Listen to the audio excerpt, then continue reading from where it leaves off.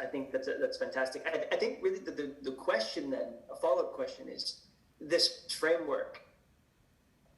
What's the best way, in your opinion, to teach this to adolescents?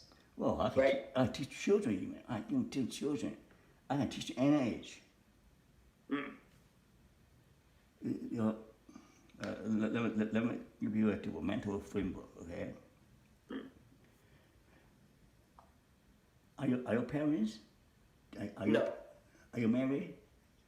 no, Married children? no.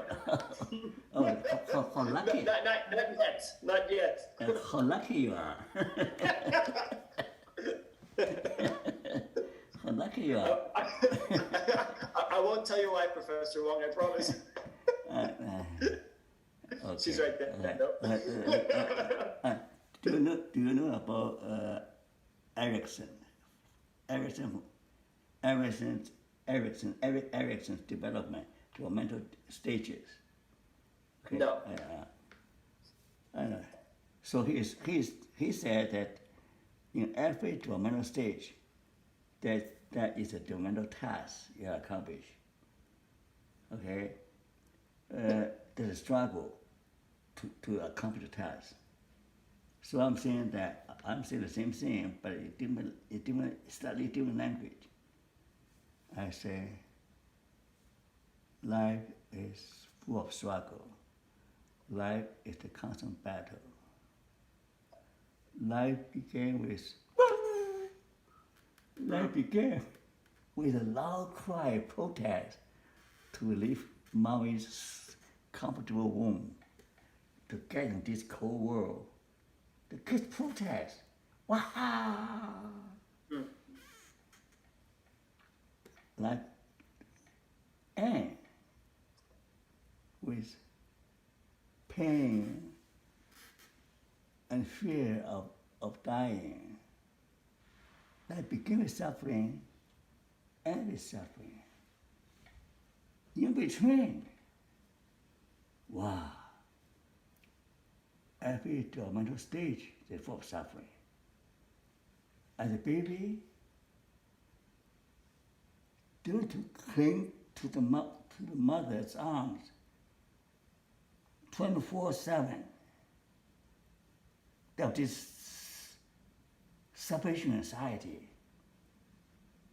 The mommy had to go to bed with him, had to feed him whenever on demand. So, baby,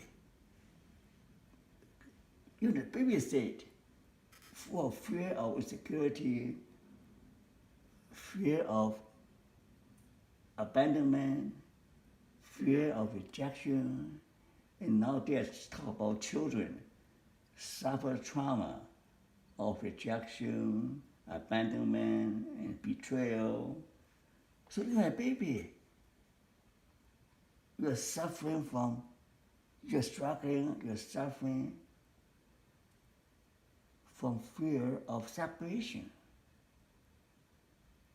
But secure attachment, very important for future health, mean you learn that sometimes mommy had to be away to do things, but mommy will always come back. It's a secure attachment. My son in daycare, other people worry about what my son would say, oh, mommy always come back. Don't you cry. He will tell other kids. My mommy will always come back.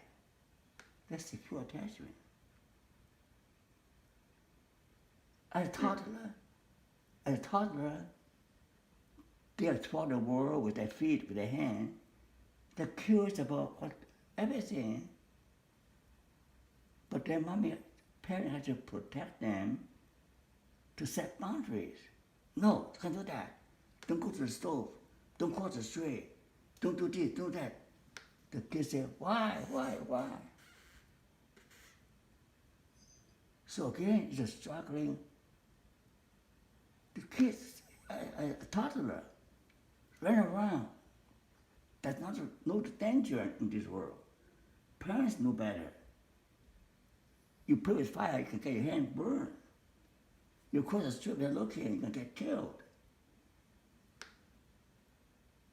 So to the second stage of life, they learn to obey orders, legitimate orders, for their own good.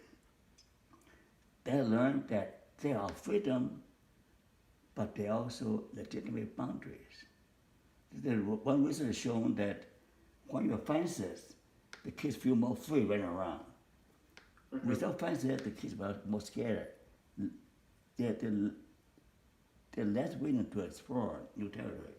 So actually, boundary make people feel freer, safer. That this world is a total mess. People no longer fear God. People fear nothing. They think there's no consequence. They think it's power to do anything they want. Putin thinks they can destroy Ukraine. Xi Jinping thinks that they can crush Taiwan. They think the force is the answer. But there are consequences. You're taught as a run that what to respect boundary. When you're dating, same thing. The woman has to respect boundary. Not force their own view on the other person. The boundary, see? They learn boundary. That's something they learn, right? As children, they learn the importance of making friends, civilization. All you learn in kindergarten. All you learn in primary school. The basic rules of give and take turn, be polite to people, helping each other, respect each other, the basic civilization. How to get along with each other peacefully. How to give help and receive help joyfully. So we have a much happier family. We have much happier marriage. If people learn the basic rule is that that's for you, it's also for the other person. We learn how to treat each other with genuineness. We learn how to speak the truth in love. We know how to sacrifice ourselves for other people's well-being. So this virtue, this value of caring for other people, respect other people's rights, about helping each other, those values, those virtues are supposed to be learned in primary school and in kindergarten. So in primary school, they learn how to get along, not just how to get ahead. In the balance, how to get ahead, doing your best, but also learn how to get along. See, it's both. How to get ahead must be balanced with how to get along. So during primary school, you learn basic social skills. They are in Japan, well, I don't know about Korea. In Japan, they don't greet them in primary school. They teach them the more important manner, learn how to treat people with respect, learn social skill. People cannot be greeted. Okay? When they get older, in adolescence, began to ask, who am I? I'm going to be an adult person. What am I going to do with my life? What my future holds?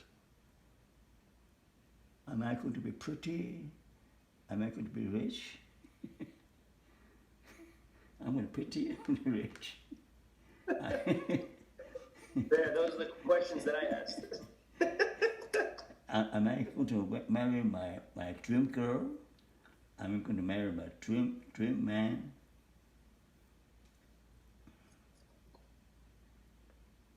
So that is the time they discover their existential being. They begin to ask existential questions. So that's why in positive education, the meaning of life, the meaning of suffering should be key topic in learning. What the meaning of life? What the meaning of my existence? So that is a topic that should be covered in secondary school. How should I live? What kind of person should I be? What kind of life will I live? What kind of person do you want to be? Do you want to be? Do you want to sell my soul to earn the whole world? Or do you want to choose a more virtuous path? I want to sacrifice my self-interest to serve humanity, make this world a better place. So instead of have selfish ambition, I have a more greater aspiration.